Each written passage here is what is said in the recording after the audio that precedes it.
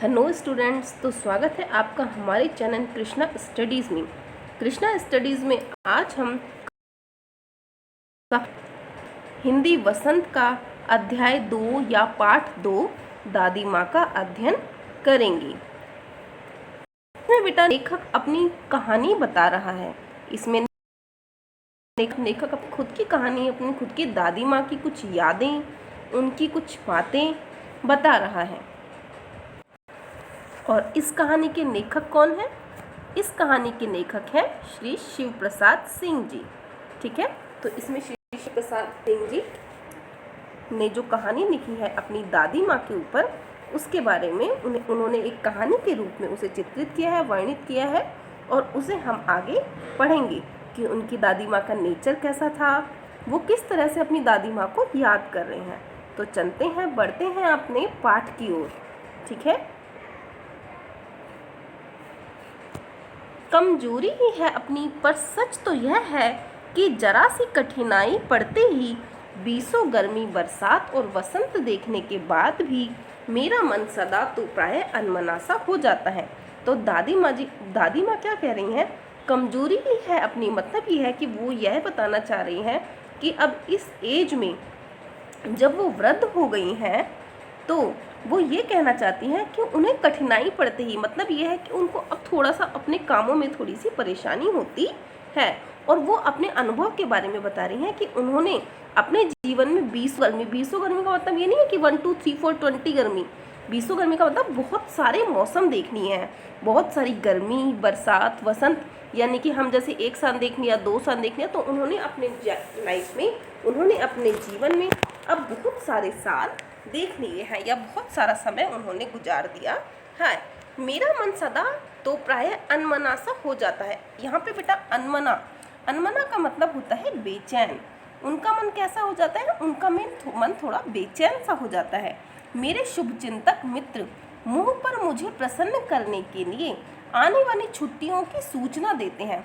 मतलब यह है जैसे हम लोग क्या करते हैं कि जब हमारी छुट्टी आने वाली होती है तो हम अपनी दादी माँ को, अपनी नानी माँ को फ़ोन करते हैं ना, और उनको खुश कर देते हैं कि हमारी छुट्टियाँ होने वाली है, उसके बाद हम आपके पास आ जाएंगे। लेकिन फिर क्या होता है, जब हम अपना फ़ोन रख देते हैं तो फिर हम जो बातें करते हैं, या आजकल की जनरेशन में जो लोग बातें करते हैं, वो उनको प्रतिकूलता से घबराने वाला कहकर, मतलब यह है कि जो बुज़ुर्ग लोग होते हैं वो कुछ ऐसी बातें करते हैं जो उन्हें अब अपनी पीढ़ी में अच्छी नहीं लगती। तो उसके बारे में ऐसा नहीं है कि उन्हें पता नहीं होता, उसके बारे में उन्हें सब कुछ पता होता है कि पीछे से लोग मेरे बारे में क्या क्या बात करते हैं। मैं सोचता हूँ अच्छा अब कभी उन बातों को सोचूंगा नहीं। अब मतलब ये लेखक ये कहना चाह रहा है कि वो ये दादी माँ ये सोचती हैं कि अब इन बातों को बारे में मैं नहीं सोचूंगी कि लोग मेरे बारे में क्या सोचते हैं। ठीक है, जाने दो, सोचने दो, जो सोचते हैं उन्हें, जो कैसा सोचते हैं उन्हें सोचने दो, पर बरबस मेरी आंखों के सामने शरद की शीत किरणों के समान स्वच्छ शीतल किसी धुंधली छाया नाच उठी हो। मतलब ये है कि फिर भी जो हमारे ग्रैंड मदर्स होती हैं, ग्रैंडफादर यानी कि दादा दादी जो हमारे होते हैं, वो फिर भी ये सोचते हैं, फिर भी क्या सोचते हैं कि कोई आए, छुट्टियां पड़े, हम किसी से बात करें, हम किसी से मिले, हम किसी के साथ रहें, अपना टाइम स्पेंड करें। पर बरबस में आके मतलब जैसे सर्दियों की छुट्टियां आती हैं तो उनके सामने उन्हें ऐसा लगने लगता है कि अब कोई ना कोई मेरे पास आएगा। मुझे लगता है जैसे क्वार के दिन आ गए हैं। क्वार के दिन मतलब ये होता है बेटा कि क्वार के दिन आते हैं ना, मेरे गांव के चारों ओर पानी ही पानी। जब क्वार के दिनों में थोड़ा बरसात का मौसम होता है, पानी होता है चारों तरफ, दूर के सिवान बहकर आए हुए मोथा की साई की अदगनी घासें। मतलब यह है कि उस समय जो मौसम होता है उसमें क्या होता है, मिट्टी में सुंदर सुंदर सुगंध आ रही होती है, बहुत सुंदर सुंदर, बहुत प्यारी प्यारी सुगंध आ रही होती है, खुशबू आ रही होती है। घासे, घेवड़े, बन प्याज की जड़ें, अलग अलग तरीके की सब्जियां हो रही होती हैं, उसमें बहुत सुंदर सुंदर एक महक आती है। बरसात के समय में घासों के बीज, सूरज की गर्मी में खौलते हुए पानी। मतलब यह है कि जब वो पानी सड़क पे सूख जाता है, उसके बाद वो सूरज की गर्मी जो उसके ऊपर पड़ती है, या सूरज की किरण उसके ऊपर पड़ती है, तो क्या होता है, उसमें एक अजीब सी सुगंध आती है जो कई लोगों को अच्छी लगती है और कई लोगों को अच्छी नहीं लगती। लेकिन अगर आप गाँव में जाओ तो गाँव में देखो तो वहाँ पे हमेशा हमें एक मिट्टी में एक अजीब अलग सी सुगंध, एक खुशबू आती है जो हमें अपनी तरफ खींचती है। ठीक है, अब हम अपनी पाठ की ओर आगे बढ़ते हैं। रास्तों में कीचड़ सूख गया है और गांव के लड़के किनारों पर झाग भरे जलाशयों में धमाके से कूद रहे हैं। अपने अपने मौसम की अपनी अपनी बातें होती हैं। आषाढ़ में आम और जामुन ना मिले तो चिंता नहीं, अघन में चिड़वा और गुड़ खाने को ना मिले चिंता नहीं, दुख नहीं चैत के दिनों में नाई के साथ। मतलब यह है कि दादी माँ जो है वो याद कर रही है अपने दिनों को। लेखक जो है वो याद कर रहा है कि जब वो दादी माँ के यहाँ जाता था तो क्या क्या होता था, क्या क्या होता था। वहाँ पे वो लोग इतनी मस्ती करते थे कि जब वहाँ बरसात होती थी, बरसात में जो कुछ पानी रुका हुआ होता है, कई लोग उसे झोड़ बोलते हैं या कोई जगह होती है, तो वहाँ पे क्या होता है कि गांव के किनारों पर झाग भरे जलाशय, मतलब यह है कि पानी बहुत साफ़ सुथरा नहीं होता, लेकिन फिर भी अब स्विमिंग पूल जैसा पानी तो नहीं होता गाँव में जगह जगह पानी भर जाता है, या कुछ ऐसी जगह पर पानी होता है जहाँ लोग वहाँ पे इंजॉय करते हैं, पानी में कूद जाते हैं। वो ये लेखक कहना चाहता है कि अगर उसे आषाढ़ में आम, यानी कि आषाढ़ के मौसम में आम होते हैं, वो ना मिले, यानी कि गर्मियों में जैसे थोड़े आम वगैरह होते हैं, उसे उस बात का कोई दुख नहीं है। उसे जामुन ना मिले उसकी भी चिंता नहीं है। अघन में चिवड़ा, मतलब चिड़वा और गुड़ ना मिले, उसकी भी उसे कोई टेंशन नहीं है कि हाँ भाई मुझे जैसे चिवड़ा खाते हैं बना के। चैत के दिनों में नाई के साथ लड्डू। चैत्र कब आता है बेटा? हिंदी के महीनों के बारे में मैंने आपको संस्कृत में भी पढ़ाया था। चैत के दिन जो होते हैं उसमें थोड़ी थोड़ी प्यारी प्यारी सी ठंडी और गर्मी, बहुत अच्छा मौसम होता है। उसमें जैसे गुड़ के साथ लड्डू, जो गुड़ की पट्टी होती है, जैसे गुड़ की जो गज्जक वगैरह होती है, वो उसे ये सब चीज़ें ना मिले तो भी लेखक कहता है कि मुझे इतनी कोई प्रॉब्लम नहीं है। लेकिन उसे चाहिए क्या फिर? ठीक है, उसे गुड़ की पट्टी ना मिले। मैंने अभी बताया था ना आपको गुड़ की पट्टी क्या होती है। गुड़ की पट्टी जैसे गज्जक होती है ना, गुड़ की गज्जक खाते होंगे आप। उसे ये सब चीज़ें ना मिले उससे कोई फ़र्क नहीं पड़ता, लेकिन कुआर के दिनों में इस गंधपूर्ण झाग भरे जल में कूदना ना हो तो बड़ा बुरा मालूम लगता है। मतलब यह है कि अगर इन दिनों में उसे उस झाग भरे जल में, यानी कि उस थोड़े बेकार, जो अच्छा नहीं दिखता है पानी, बिल्कुल क्या कहते हैं वो, अच्छे से साफ़ सुथरा पानी नहीं है, जैसे आपके फिल्टर्स होते हैं उस तरीके का पानी नहीं है, लेकिन गंदा है, लेकिन फिर भी उसे उसमें कूदना है और उसको एंजॉय करना है अपनी लाइफ को प्रॉपर। तो वो उसे लगता है कि वो मुझे ज़रूर चाहिए।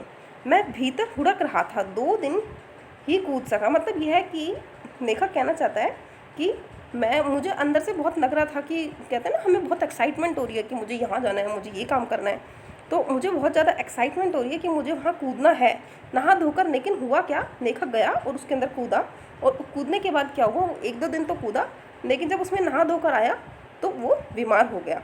हल्की बीमारी न जाने क्यों मुझे अच्छी लगती है, लेकिन बच्चों को थोड़ा सा बीमार होने में भी मज़ा आता है। क्यों मज़ा आता है? क्योंकि बड़े लोग उनकी केयर करते हैं। जब उनको थोड़ी थोड़ी प्रॉब्लम होती है, थोड़ा थोड़ा उनको बुखार होता है, तो क्या होता है कि सब लोग पूछते हैं कि खाना खाओ, पानी पियो, ये करो वो करो, तो वो सब चीज़ें उन्हें थोड़ी अच्छी लगती है। तो कभी कभी बच्चे ड्रामे भी करते हैं ना, लेकिन यहाँ पे लेखक सच में बीमार हो गया। थोड़ा थोड़ा ज्वर हो, सर में साधारण दर्द हो, खाने के लिए दिन भर नींबू और साबू, यानी कि साबू जैसे साबूदाने की खिचड़ी होती है, हल्का फुल्का जो खाना दिया जाता है बीमारी के समय में, वो खाना हो। उसको लेखक को थोड़ा थोड़ा ज्वर हो गया है, यानी कि ज्वर का मतलब होता है यहाँ पे, ज्वर का मतलब है बुखार। ज्वर का क्या मतलब है बेटा? बुखार। तो उसको थोड़ा थोड़ा बुखार हो गया है, सर में साधारण सा दर्द, यानी कि नॉर्मल जो दर्द होता है सिर में, वो हो गया, और दिन भर नींबू और साबू, यानी कि हल्का फुल्का खाना। लेकिन इस बार ऐसी चीज़ नहीं थी। ज्वर तो चढ़ा तो चढ़ता ही गया, रजाई पर रजाई, और उतरा तो बाहर 12 बजे के बाद।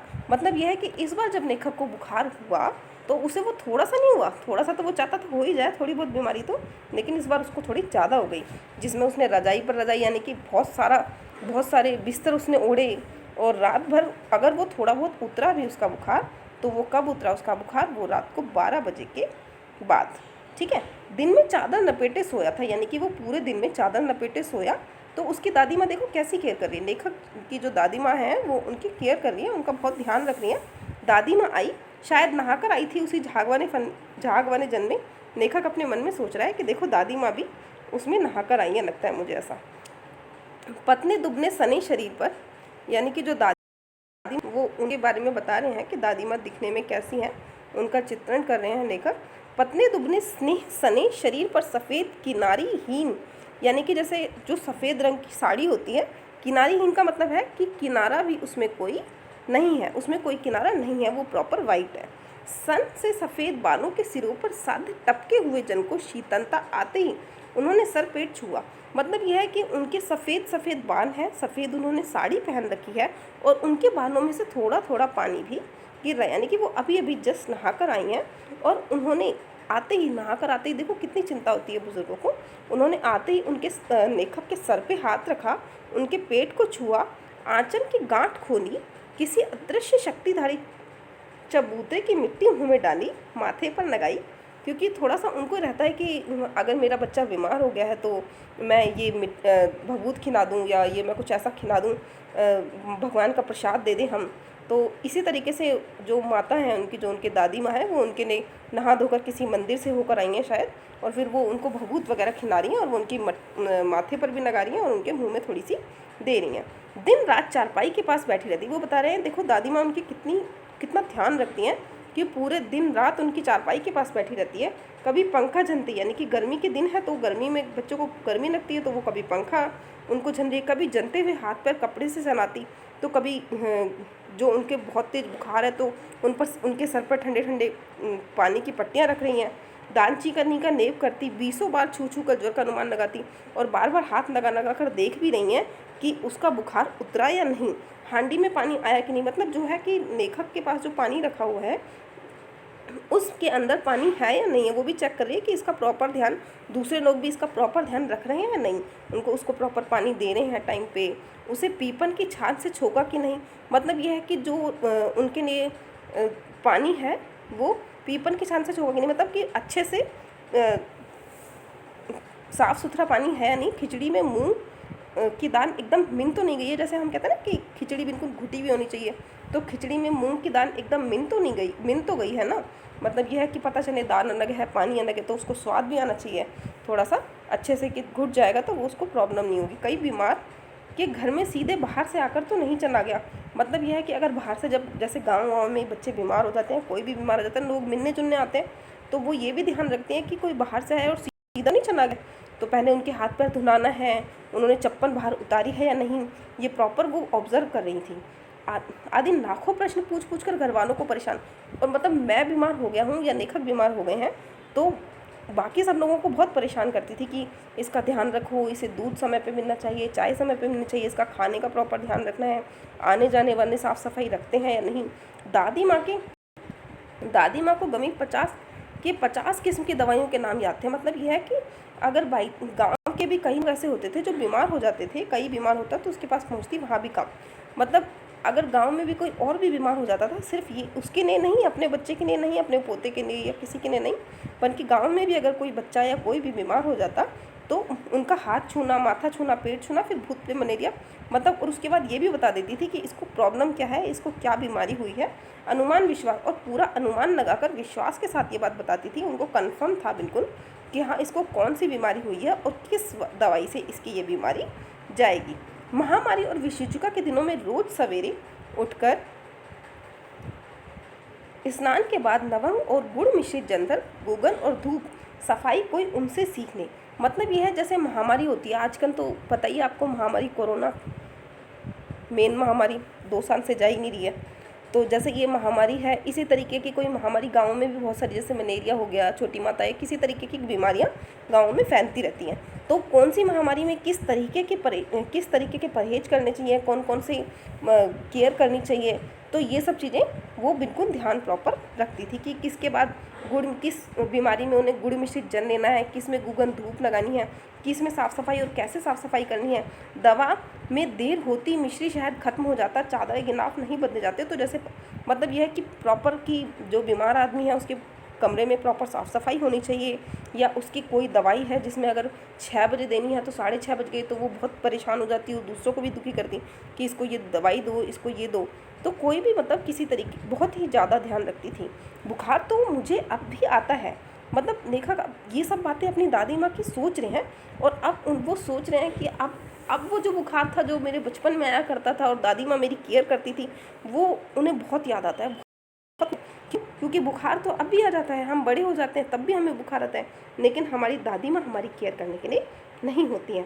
नौकर पानी भी दे जाता है, मेष महाराज मन में पकाकर खिचड़ी और साबू भी रख जाता है। मतलब वो जो मुझे बचपन में दिया जाता था वो सब कुछ मुझे मिल रहा है।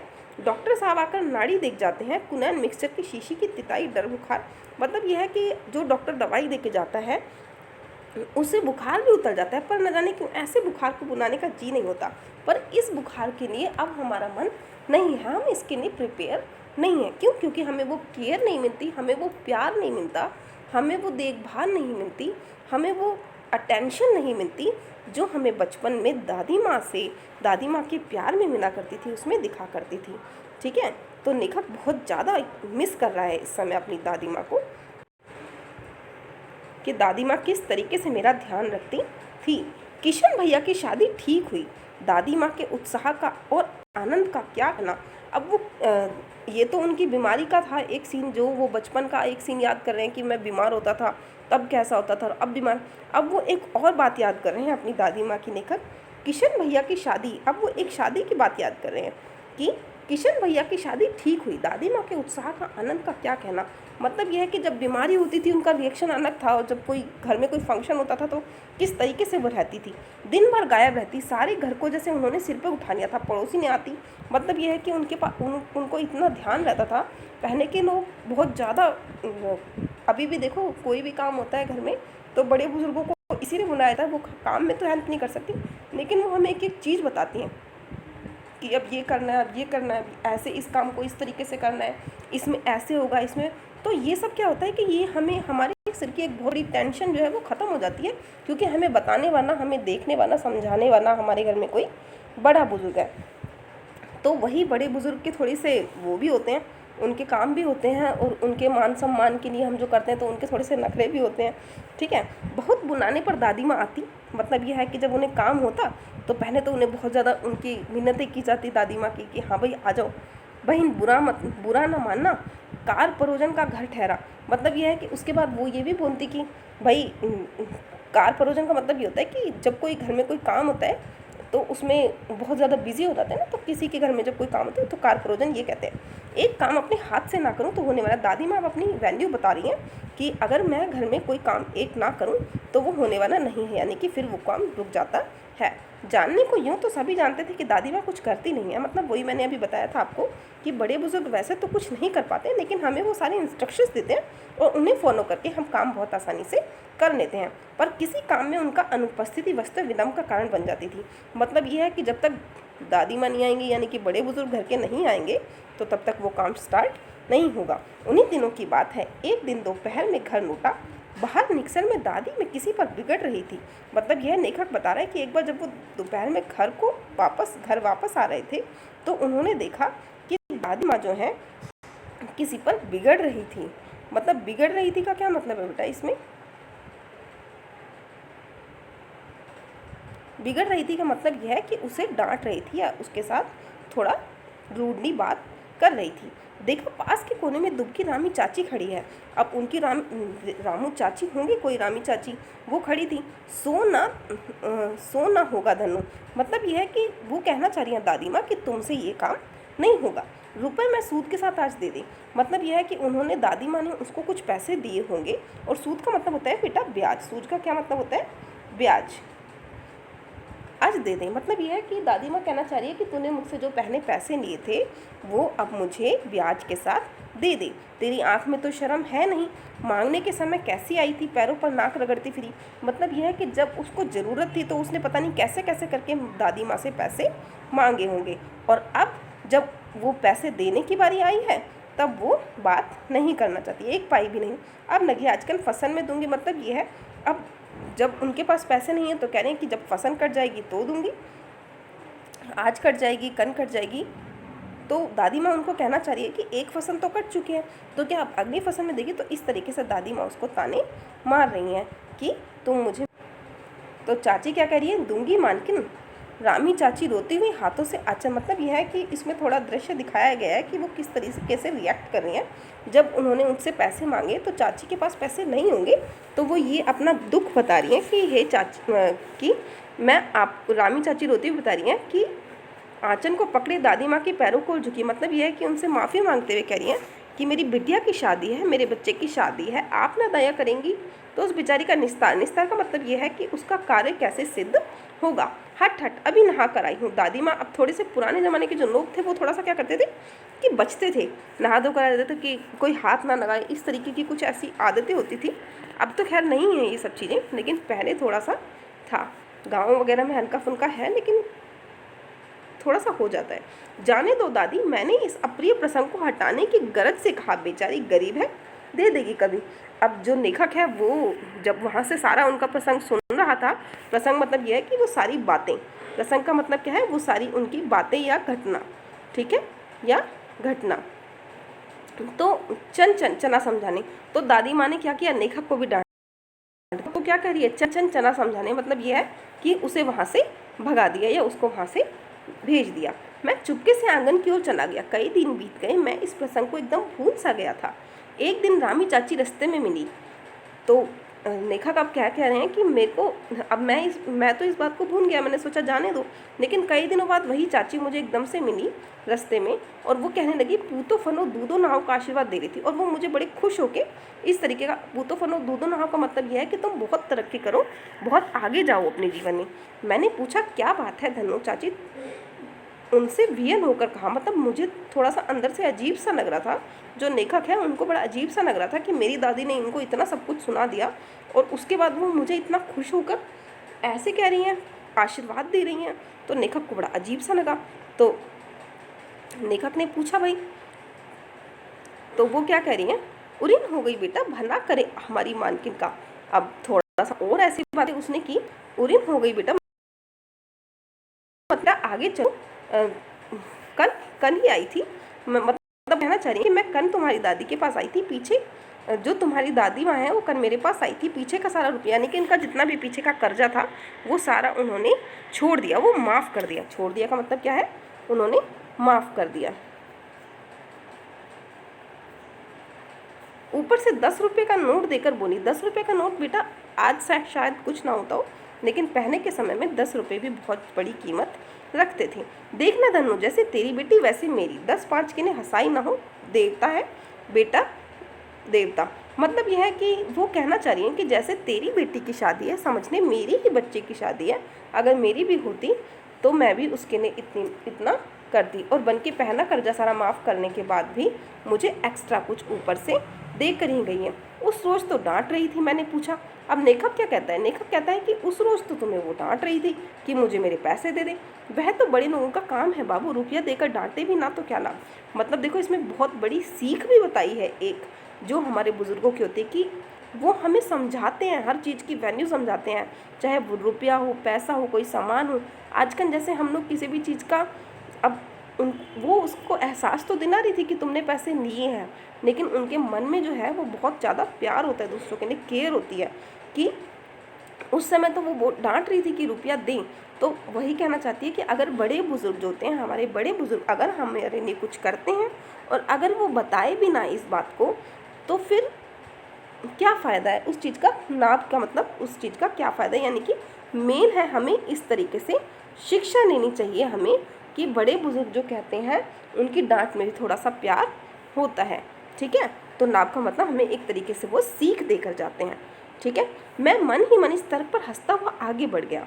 अब लेखक कहता है कि मैं मन ही मन, मतलब ये है कि अब वो बोला तो कुछ नहीं, लेकिन वो सोचता रहा कि इस तर्क पर मतलब है जो उसने बात की थी उसके पर बाद जो हम दूसरी बात कहते हैं उसे हम बोलते हैं तर्क, ठीक है। किशन के विवाह के दिनों की बात है। अब किशन के विवाह की ही बात है, वो लेखक जा ही रहा था। विवाह के 4-5 रोज पहले से औरतें रात भर गीत गाती हैं।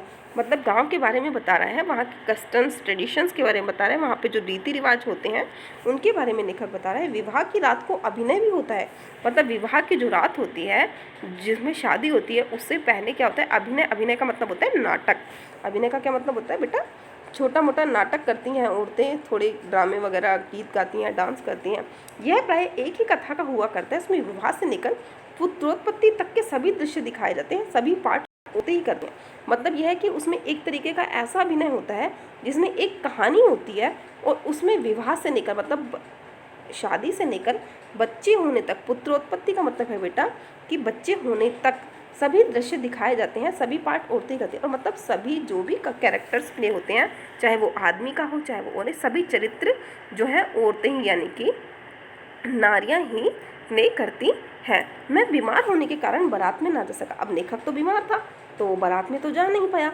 मेरा भाई रागल दानान में सो गया। दानान का मतलब होता है बेटा आंगन, घर का जो आंगन होता है ना उसे हम बोलते हैं दनान, में सो रहा था। वह भी बारात जाने में के बाद पहुंचा था। औरतों ने उस पर आपत्ति की। मतलब यह है कि उसका एक दोस्त मेरा भाई यानी कि उसका एक दोस्त था, वो भी वहाँ पे सो रहा था। तो लोगों ने क्या किया, आपत्ति जताई, यानी कि उन्होंने विरोध किया। आपत्ति का मतलब क्या होता है बेटा, विरोध या विरोध जताई। दादी माँ बिगड़ी, लड़के का क्या पर्दा।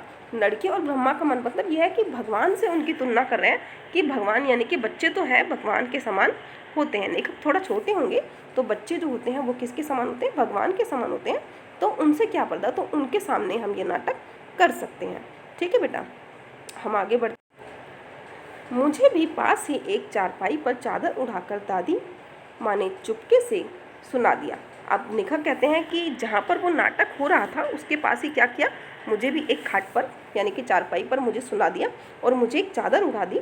बड़ी हंसी आ रही थी, मतलब लेखक ने तो ऐसा नाटक कभी देखा नहीं था तो उसे देखकर बड़ी हंसी आ रही थी, मतलब वो अंदर से वो हंस रहे थे। सोचा कहीं जोर से हंस दूं, भेद खुल जाए तो निकान बाहर किया जाऊंगा। अब अगर नाटक लड़कियों का होगा और उसमें बॉयज़ बैठे होंगे तो नेचुरल सी बात है, अगर वो हंसेंगे या कुछ रिएक्ट करेंगे तो उन्हें निकाला ही जाएगा। पर भाभी की बात पर हंसी ना रुक सकी और भांडा फोड़ हो गया।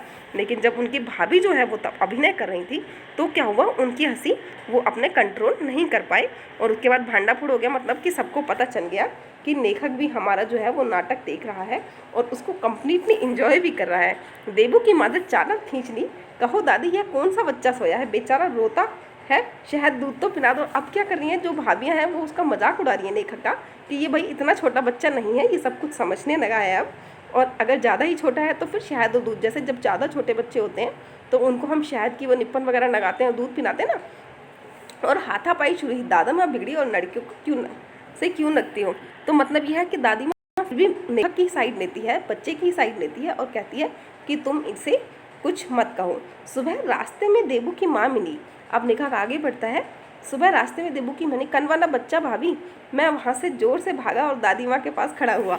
मतलब ये है कि जो लेखक है वो अब अपनी भाभी से और थोड़ा सा मजाक कर रहा है और मजाक करने के बाद दादी माँ, हम क्या करते हैं, बच्चे क्या करते हैं, जब उनसे कोई गलती हो जाती है या वो कोई ऐसा काम कर देते हैं जो अपराध की श्रेणी में आता है, मतलब यह है कि जो लोगों को गलत लगता है तो वो क्या करते हैं, अपने बड़े बुजुर्गों के पीछे छुप जाते हैं। तो सेम लेखक ने ऐसा ही किया कि पहले तो भाभी जी को छेड़ दिया या उनको कुछ कह दिया और उसके बाद सीधा जाकर वो अपनी दादी माँ के पीछे खड़े हो गए, जिससे कि वो अब उन्हें इस प्रकार का अपराध हो जाने पर दादी माँ की छाया में अभयदान मिल जाता है। मतलब अब उन्हें कोई प्रॉब्लम नहीं होगी, अब उन्हें वो जी जाएंगे। अभय का मतलब होता है जीवन दान, अभय का मतलब होता है जीवन दान। ठीक है, यानी कि अब वो किसी तरीके की उनको कोई प्रॉब्लम नहीं आने वाली, क्योंकि दादी माँ का जो प्रोटेक्शन है वो उनको मिल गया है। स्नेह और ममता की मूर्ति दादी माँ, मतलब अब लेखक इतने इमोशनल कर रहे हैं। स्नेह और ममता, स्नेह यानी कि प्यार की मूर्ति दादी माँ। एक बात आज कैसी मालूम होती है, परिस्थितियों का वाद्य चक्र जीवन के सूखे पत्तों का कैसा नाचता है ऐसी दादी। मतलब यह है कि लेखक कहना चाहता है कि मैं आज कितने कैसे याद करता हूँ उनको, उनकी छोटी छोटी बातों को, जो अब मेरे पास परिस्थितियों का वाद्य चक्र, मतलब कि कुछ ऐसी घटनाएं होती हैं जिनका चक्र हमेशा चलता रहता है। और क्या होता है, जीवन के सूखे पत्ते का कैसा, मतलब हमारा जो जीवन होता है, हमारी जो लाइफ होती है उसको सूखे पत्ते की तरह, हमें खुद ही नहीं पता कि हमारी लाइफ, हमारा जीवन किस तरीके से किस मोड़ पर कैसे जाएगा। ऐसे दादी माँ खूब जानती। दादा की मृत्यु के बाद से ही बहुत उदास रहती। मतलब यह है कि अब वो दादी माँ के दुख के बारे में भी बात कर रहे हैं कि जो हमारी दादी माँ थी वो भी बहुत उदास रहती थी। क्यों, संसार उन्हें धोखे की चट्टी मालूम। मतलब यह है कि उन्हें जो संसार है वो उन्हें इसलिए लगता था, उन्हें इसलिए लगता था कि चीटिंग हुई है उनके साथ, क्योंकि दादा ने उन्हें स्वयं को जो धोखा दिया है। मतलब उनके जो दादाजी थे, जो दादी माँ है वो अकेली थी और उनके दादाजी उनको समय से पहले ही छोड़कर चले गए। वे सदा उन्हें आगे भेजकर अपने पीछे जाने की झूठी बात करते थे। और जो दादाजी थे वो हमेशा क्या कहते थे कि मैं तुम्हें हमेशा आगे रखूँगा, यानी कि पहले तुम जाओगी। लेकिन क्या हुआ, दादाजी ने उनके साथ धोखा कर दिया। ये सब चीज़ें तो हमारे हाथ में नहीं होती हैं, लेकिन फिर भी दादी को इस बात का बड़ा दुख था कि दादाजी चले गए और वो यहाँ पर दुनिया में अकेली रह गई। मृत्यु के बाद कुकुर मुत्ते की तरह बढ़ने वाले मुंह में राम बगन में छुरी वाले दोस्त। अब बेटा परिवार में क्या होता है, परिवार में जब किसी की कोई चला जाता है तो क्या होता है, कुकुर मुत्ते का मतलब वैसे तो कुकुर मुत्ते का मतलब होता है कि जो कैसे बोलते हैं ना, कुत्ते भौंकते हैं, हाथी चलते हैं, तो कुत्ते होते हैं, ठीक है। तो कुकुर मुत्ते की तरह बढ़ने वाले मुंह, मतलब लालच के, मेन इसमें है लालच के बढ़ने वाले मुंह में राम बगन में छुरी। और मुंह में राम मतलब ये है कि मुंह पे तो सारे बड़े मीठे मीठे बनते हैं, लेकिन आपके उस समय में आपके काम कौन आ रहा है, शुभ चिंता की स्थिति में डावाडोल कर दो। यानी कि ये है कि शुभ चिंता मतलब हैं आपके सामने, आपके बड़े बड़े बनते हैं कि हाय ये हो गया, हाय वो हो गया, हम करेंगे, ये करेंगे। लेकिन होता क्या है, होता परिस्थिति से बिल्कुल प्रतिकूल होता है कि जो हम सोचते हैं, जो एक्सपेक्ट करते हैं, ऐसा नहीं होता। साथ आपका कभी कोई नहीं देता। मतलब दादी माँ अकेली रह गई। दादा के श्राद्ध में दादी माँ के मना करने पर भी पिताजी ने जो अतुल संपत्ति व्यय की वह घर की तो थी नहीं। मतलब यह है कि जब दादी माँ दादाजी का जो श्राद्ध हुआ था उसमें दादी माँ ने काफ़ी मना भी किया कि इतना पैसा खर्च मत करो, लेकिन फिर भी घर वालों को तो अपने ही मन की करनी थी। मतलब जो घर के जो लोग थे उन्होंने अपनी मर्जी से सारे काम किए और दादी माँ की कोई बात नहीं मानी। दादी माँ अक्सर उदास रहा करती थी। माँ के दिन थे, कड़ा पड़ रहा था। मतलब यह है कि इस बात को लेकर दादी माँ जब अकेली बैठा करती थी तो काफ़ी उदास या काफ़ी दुखी रहा करती थी।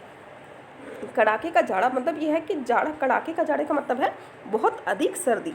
कड़ाके का जाड़ा मतलब यह है कि बहुत ज़्यादा सर्दी थी।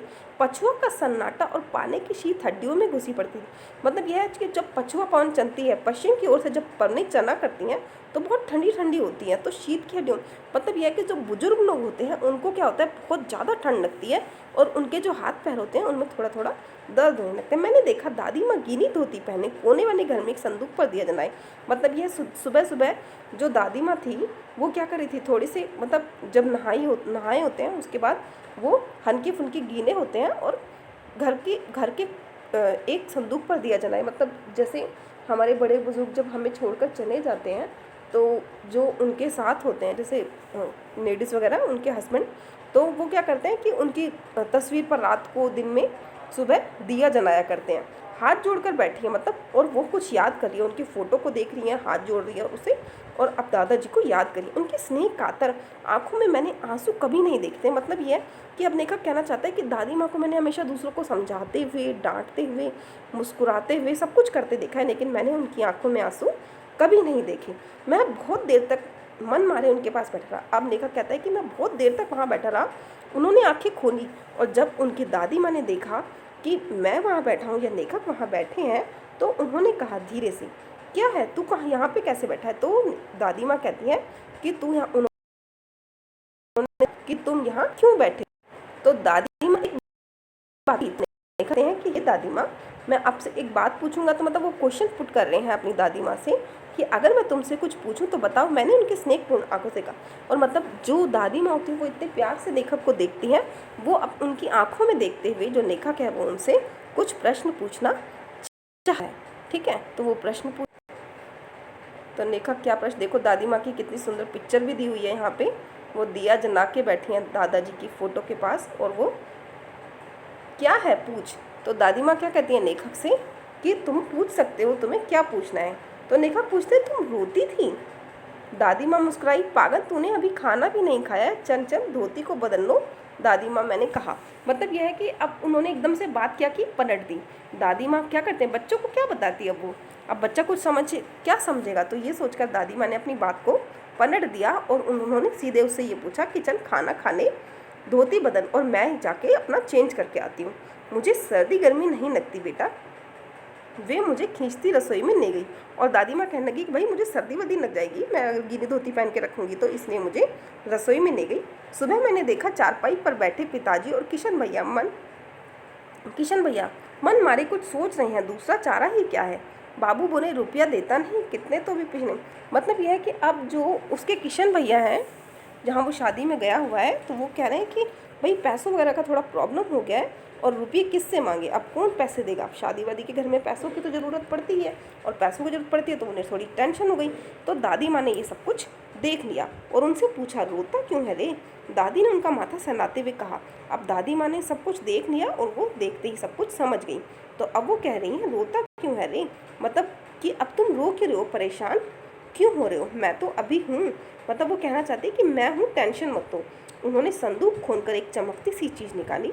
उन्होंने अपना जो संदूक था जिसमें वो अपना सामान रखा करती थी दादी माँ, वो खोला और उसमें से चमकती सी चीज़, तेरे दादा ने यह कंगन मुझे इसी दिन के लिए दिए थे। मतलब यह है कि उनके दादाजी ने उनको कंगन दिए होंगे और वो उन्होंने दादी माँ को पहनाए होंगे। और उनको यह सोचकर मतलब वो थोड़ा सा इमोशनल होकर ये बात बोली, मैंने इसे पहना नहीं है। उसे कह रही थी कि मैंने इसे कभी भी नहीं पहना, इसे सहेज कर रखती हूँ। लेकिन उन्होंने पहना नहीं, लेकिन फिर भी उन्होंने संभाल के रखा हुआ था। इसे सहेज कर रखना मतलब संभाल के रखा हुआ है। यह उनके वंश की निशानी है। मतलब यह है कि उनके अब कोई भी ऐसी चीज़ एक्सपेंसिव हो चाहे ना हो, लेकिन जब हमें कोई देता है तो हमारे लिए वो बहुत ज़्यादा एक्सपेंसिव होती है, क्योंकि वो उसके अंदर उसके साथ उनके प्यार, उनके इमोशंस, उनकी फीलिंग्स होती हैं। और ये सब आंसू पूछकर, मतलब वो ये सब कुछ कहते कहते रोने लगी और आंसू पूछकर पुराने लोग आगा पीछे सब।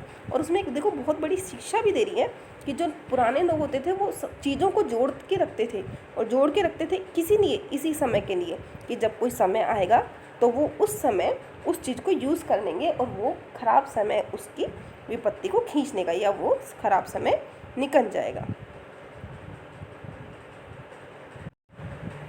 तो उस समय कह रहे हैं लेखक कि सचमुच मुझे दादी माँ श्राप भ्रष्ट देवी, मतलब श्राप भ्रष्ट देवी का मतलब ये होता है कि जैसे हमें कोई श्राप मिल गया हो कि आपका ये काम नहीं हो पाएगा, और उस समय उस श्राप को नष्ट करने वाली, उस श्राप को काटने वाली वो दादी माँ हमें कैसी लगी, वो दादी माँ हमें देवी। देखो दादी माँ उन्हें कंगन दे रही है ना जब उनको ज़रूरत है, तो जो कंगन उन्होंने हमेशा सामान के रखे, जो उन्होंने कभी नहीं पहने, लेकिन वो उन्होंने उसको दे दी। क्यों? क्योंकि उसको उसकी नीड अधिक है। धुंधली छाया विलीन हो गई, मैंने देखा दिन काफ़ी चढ़ गया है।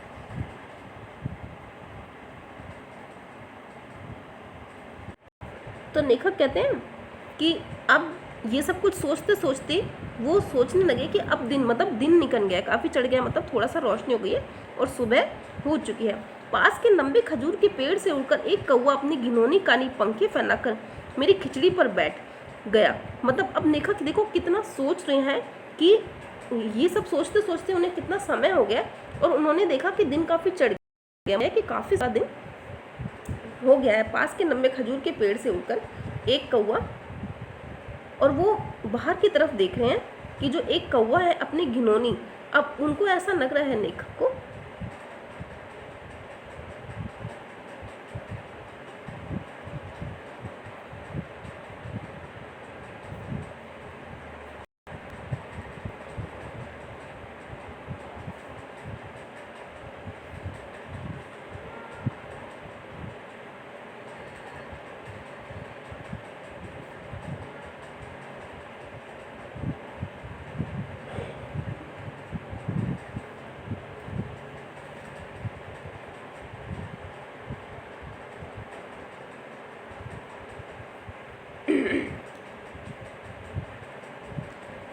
मतलब ये है कि जो लेखक है वो सोच रहे हैं ये सब कुछ।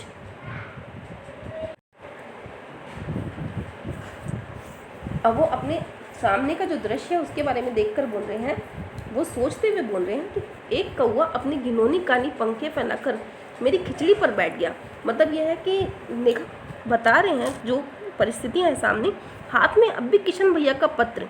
मतलब मेन चीज़ अब आई है जो हमारे पाठ की है कि जो लेखक है वो पत्र पढ़ रहे हैं, ठीक है, काँप रहा है, काली सी चींटियाँ भी कतराई धूमिल। मतलब यह है कि अब जो लेखक है उन्हें ये पता चलना है, उन्हें क्या पता चलना है आंखों पर विश्वास नहीं होता, मन बार बार अपने से ही पूछ बैठता है क्या सचमुच दादी माँ नहीं रही।